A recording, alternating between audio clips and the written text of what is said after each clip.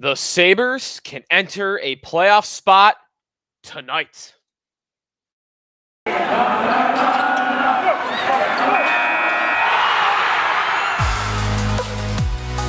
You're Locked On Sabres, your daily podcast on the Buffalo Sabres. Part of the Locked On Podcast Network, your team every day.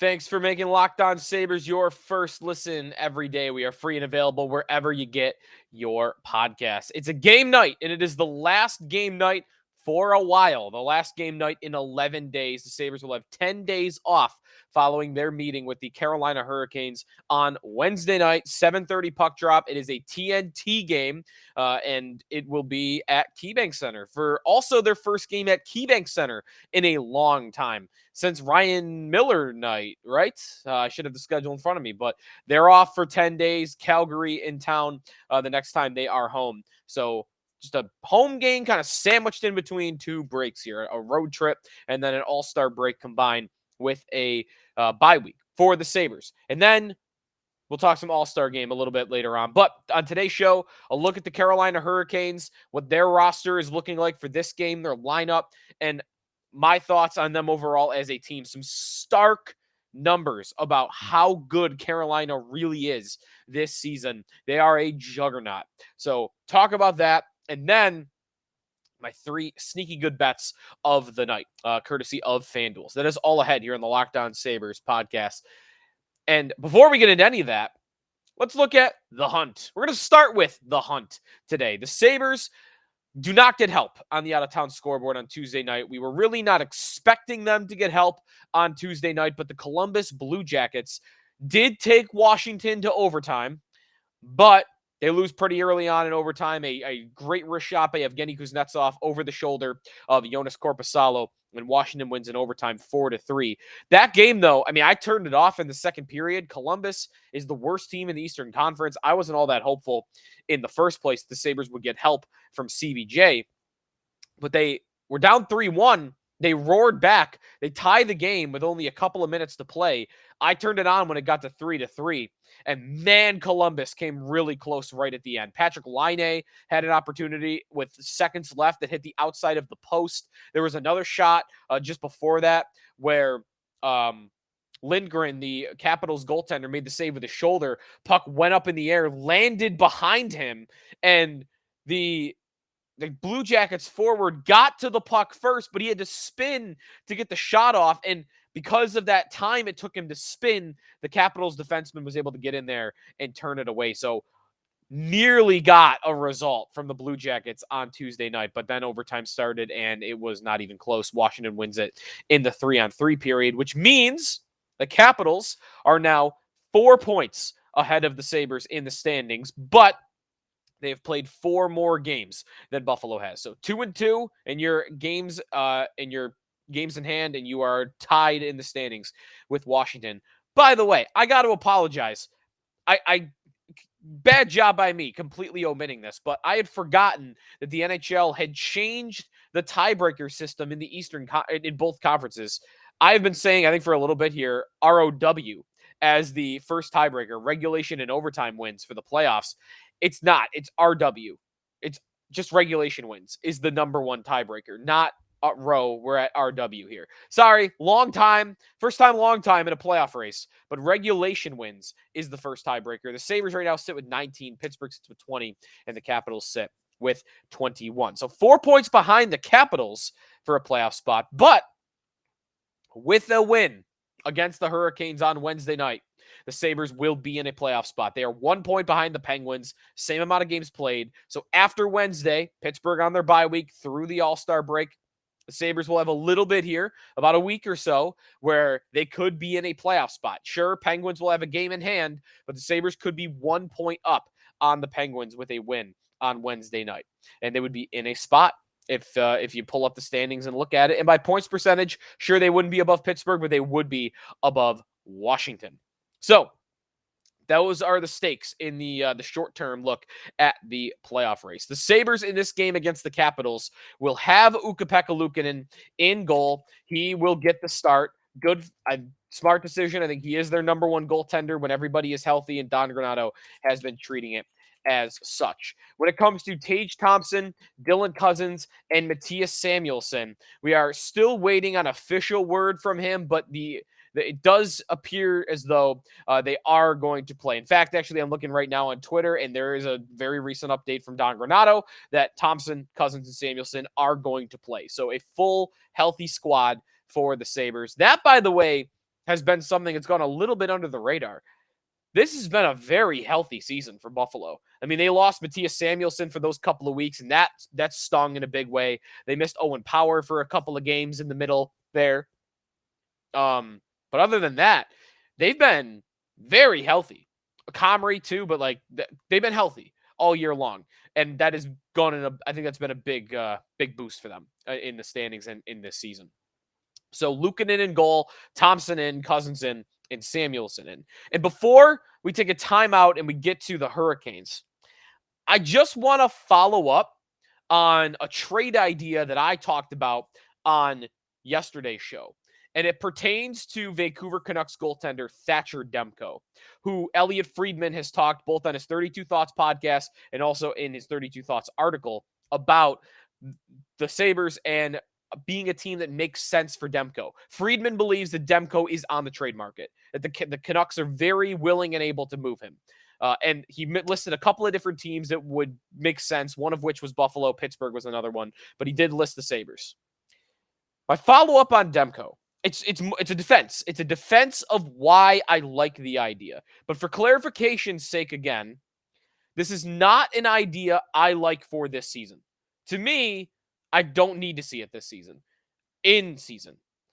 The Sabres goalie combo that they presently have, I think works. And I think will get them through the rest of the year and could get them into the playoffs. Ukko-Pekka Luukkonen has been very good. Goal save above expected. He is now 20th in the NHL. He's only risen a couple of spots. And Craig Anderson is one spot ahead of him at 19th.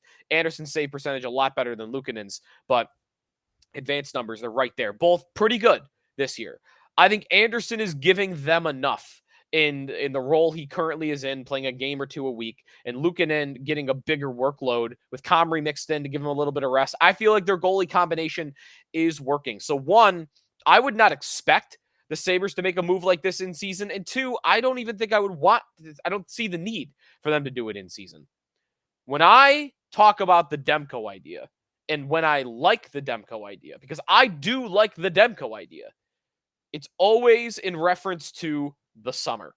I think this is more of a move that makes sense for the Sabres in the summer. Anderson will get them through this year. In fact, I want to give Demko a little bit of a break because Vancouver is so bad that it's probably going to be tough for any goaltender to go there and put up good numbers. But his numbers are horrific this year. Anderson's been better. Again, the excuse built in for Demko, Anderson has been a better goaltender this season. But is this the Thatcher Demko you should expect year to year? Because last year he was one of the best, he was an above average starter in the NHL. And the year before that, he was a top 10 goaltender in the NHL. So the previous 2 years, great starter. This year, not so much. How much of that is Vancouver? Anderson is 41 years old. I mean, you just can't expect this every year going forward from him. After this season is over, whether they make the playoffs or not, in the summer, I love the idea of the Sabres trading for Thatcher Demko.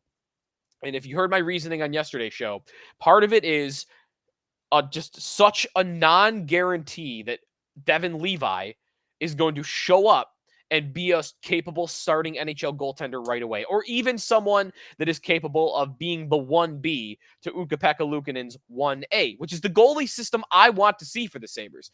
The days of a clear-cut number 1 and a clear-cut number 2 are pretty much over. You need to have very specific circumstances to get that. It's very rare. I always mention Winnipeg is one of these teams with Connor Hellebuck. Beyond Hellebuck, there really isn't another guy like that in the league. Shesterkin, I guess, for the Rangers is another one, but there are not many. You got to have two good goaltenders. One could be better than the other, but you got to have two guys that are capable. And the Sabres for a long time have not had two guys that are capable. It's what's helping them right now is they do have two guys that are capable.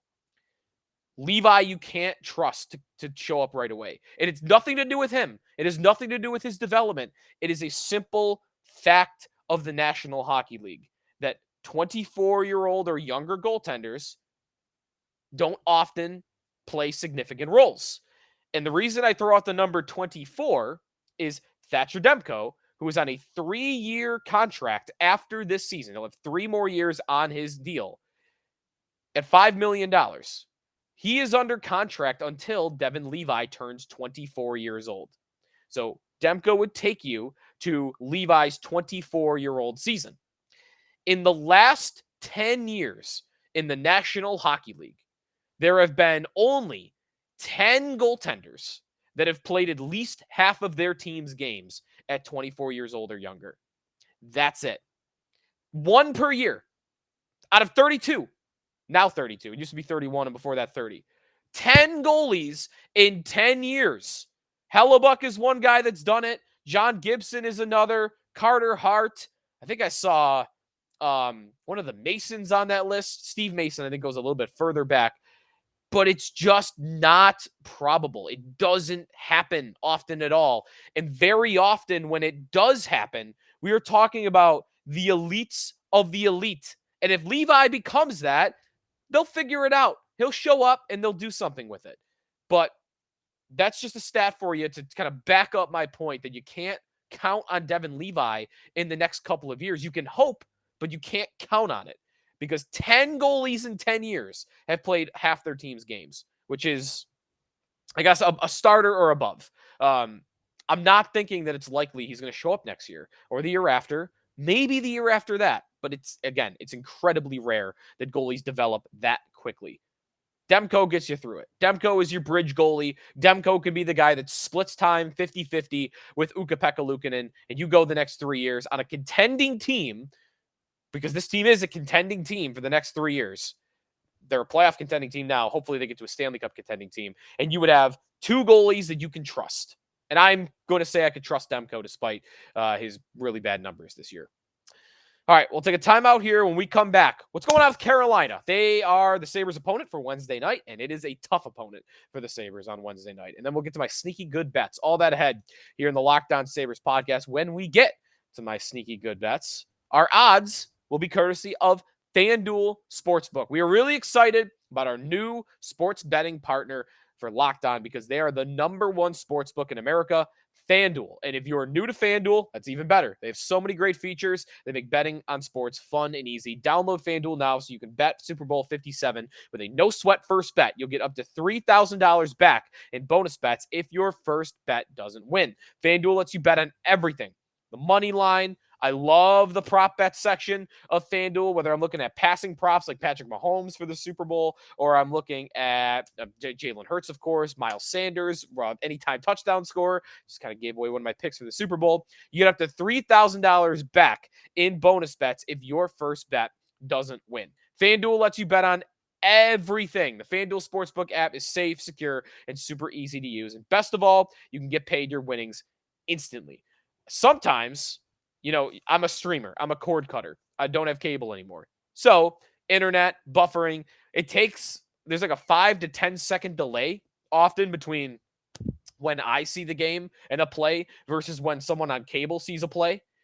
Sometimes I get paid out from FanDuel before I even see the play. Sometimes I have to put my phone down because I don't want, you just got $5 credit here. No, I don't want to know that this happened yet. That's how quick FanDuel is with their payouts. Join FanDuel today at FanDuel.com/lockedon to claim your no-sweat first bet on Super Bowl 57. That is FanDuel.com/lockedon. Make every moment more with FanDuel, official sportsbook partner of the National Football League. Sneaky Joe DiBiase back here on the Locked On Sabres podcast. Sabres face off with the Carolina Hurricanes on Wednesday night, and the Carolina Hurricanes are one of the best teams in hockey. A 33-9-8 record for 74 points in 50 games. They are first place in the Metropolitan Division, 6 points clear of second place New Jersey. They have a +33 goal differential. They are riding a 6-game win streak. One of those wins in that 6-game win streak features a dominant victory over the first place Boston Bruins. The Hurricanes in the advanced stats are good, great, Stanley Cup good, historically good. The Hurricanes, by expected goals for percentage at 5-on-5, are at a 59.91% rate. 59.91%. For comparison, second place in expected goals for percentage is the New Jersey Devils. And the New Jersey Devils are at 55.13%. And that 4.78% difference, if you're following me here, the Hurricanes are 4.78% better than second place New Jersey.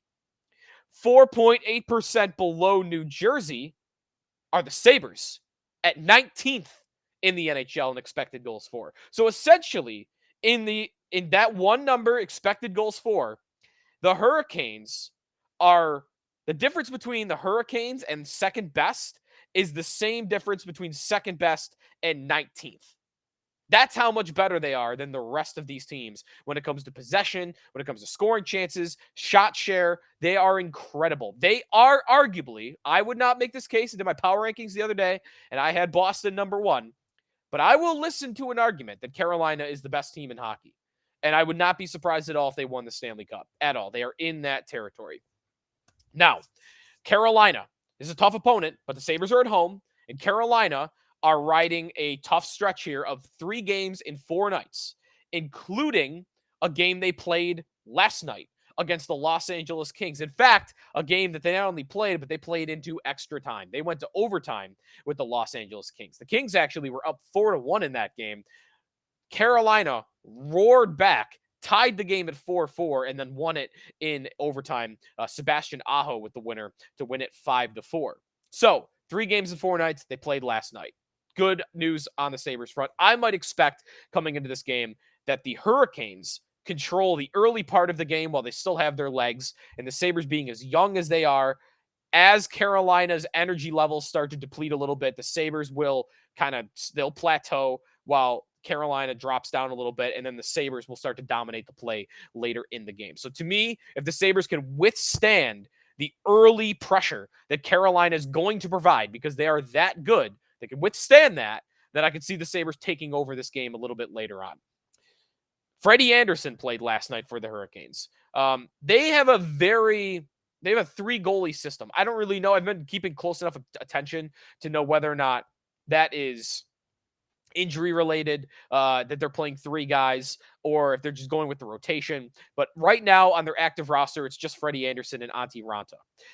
Anderson played last night. Raanta will be the Hurricanes goaltender in this game. So not quite a backup because Carolina is one of those teams that really they split it 50-50, or as I just said, they split it 33-33-33 with Peter Kochkov of who's I think in their farm system. He's actually started the most games for them, 18, and he has the best numbers at a .913 save percentage. But of their 3 goaltenders, I'm hoping it's Raanta, by the way. This isn't official yet, but Anderson playing last night, I'm guessing it's Raanta. Raanta of the 3 goaltenders has been the worst this season. Kochkov has a .913 save percentage, Anderson a .903, and then Raanta an .897. Only a 35% quality start percentage. The other 2 are at 53% and 55%.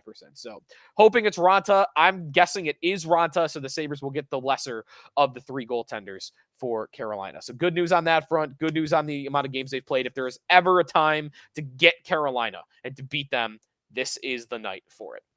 We'll take a timeout. We'll come back. 3 sneaky good bets that is on the way. My betting preview of Hurricanes and Sabres when we come back here on the Locked On Sabres podcast. We're brought to you by Built Bar. Looking for a delicious treat, but don't want all the fat and the calories, and you got to try a Built Bar. We just got through the holidays. My goal is to eat a little healthier this year. I did a food challenge in January that it was a 30-day challenge, and today's February 1st.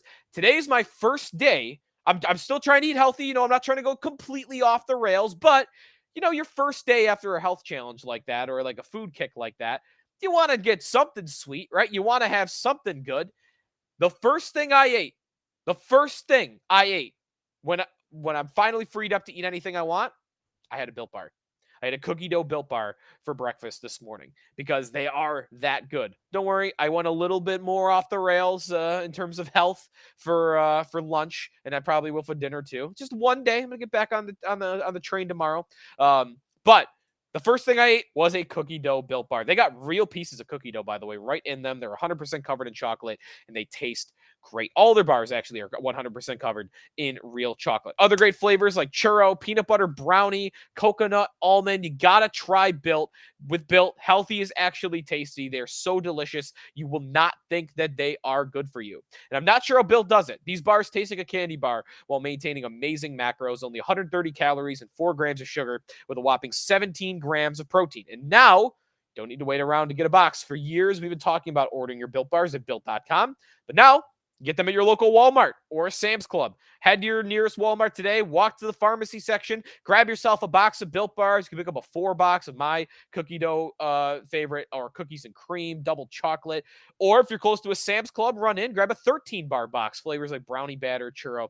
You can thank me later. Check them out, BuiltBar.com, Walmart, or Sam's Club. Built Bar. Welcome back to the Locked On Sabres podcast with Joe DiBiase. Kicking myself. I'm not going to lie. I got my 3 sneaky good bets coming up in a second, and I've lost a little bit of confidence. I was doing so well. I don't edit, by the way. Just a little bit of peek behind the curtain. I try not to ever edit. I try to do some one take always. I was rolling on that Built Bar read, and I petered out right at the end. And it shattered my confidence. So we'll see how it goes. I would still take my betting advice in this game. But, yeah. All right. 3 sneaky good bets of the night. FanDuel Sportsbook. Check them out. Got all the odds up there at FanDuel. All our odds are courtesy, by the way, of FanDuel Sportsbook. And if we look at FanDuel, the Sabres in this game, not a big surprise, are an underdog. Surprisingly, though, not a very big underdog. Plus 118 on the money line is not all that much. Carolina minus 142 on the money line. So again, if you're not familiar with betting, minus 142 for Carolina. You'd have to bet 142 to win 100. The Sabres plus 118. If you bet 100, you would win 118. Over under 6.5 in this game with the juice on the over at minus 130.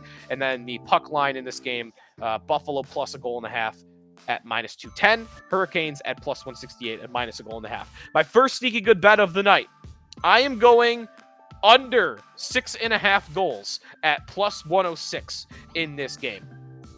This is a bit of a deep pull for this stat, but 6 straight Hurricane Sabre games after a Carolina win have gone over. I don't know if you want to read anything into that, but it's a trend. 6 straight Buffalo Carolina games after a Hurricanes win have gone over. 6.5 goals tonight. I am going with the under. By the way, I should have explained there why I'm going under when the trend is over. I think that's going to even out. I think we're going to come back down to earth. The law of averages on that, I think it's going to come back down, and I'm going to take the under and get some plus odds. The Sabres are plus a goal and a half on the puck line. I am going with that bet. I very rarely will go with such a favored bet. I don't usually like bets that give you such a not great odds. Minus 210, you're betting 210 to win 100 or 21 to win 10. If you're, just for another example there. The home team has covered in 7 straight in this matchup. And I like the Sabres in this game for all the reasons I talked about in the last segment. For Carolina playing 3 and 4 nights, they're playing their lesser goaltender in this game. They played last night as well. I got the Sabres plus a goal and a half at minus 210. Either win the game or lose by 1. And finally, my third sneaky good bet of the night. Alex Tuch over half assists. Over half an assist for Alex Tuch, and that is at plus 122. Tuch has an assist in 4 of his last 5 games, and he is getting that plus 122. So you bet 100 to win 122. I'm going with the trend here. I'm going with Alex Tuch. He gets a lot of assists. He's a great playmaker. He's playing with 2 goal scorers, Tage Thompson and Jeff Skinner. And I'm going to say he sticks with it for the last 5. I think it's going to be 5 of the last 6. And I got Tuch over a half an assist at plus 122. So that's bet number 1. That's Sabres plus a goal and a half at minus 210. Bet number 2, and under 6.5 goals as bet number 3. All right, sneaky good bets. Thanks everybody for listening to today's show. Enjoy Sabres and Hurricanes, and we'll talk about some All-Star related stuff on our next couple of shows, as we have All-Star Weekend coming your way on the weekend. Maybe too. Let's see if we could squeak in a prospects update. What's going on Rochester with Yuri Kulik and Isaac Rosine. Of course, in Europe as well. So I'll see if we can get a prospects guest on the show, because I'd love to talk about some of those guys. But anyways, All-Star stuff coming your way, a recap of Sabres and Hurricanes, and we hope you come back for tomorrow's episode. So thanks everybody for listening to the Locked On Sabres podcast. Follow me on Twitter at Sneaky Joe Sports. You can follow the podcast account at Locked On Sabres, and on our YouTube channel, just search Locked On Sabres. You can find us right there on YouTube. Drop a comment or a question in the comments underneath the video. Thanks everybody for listening, and we'll talk to you tomorrow here on Locked On Sabres.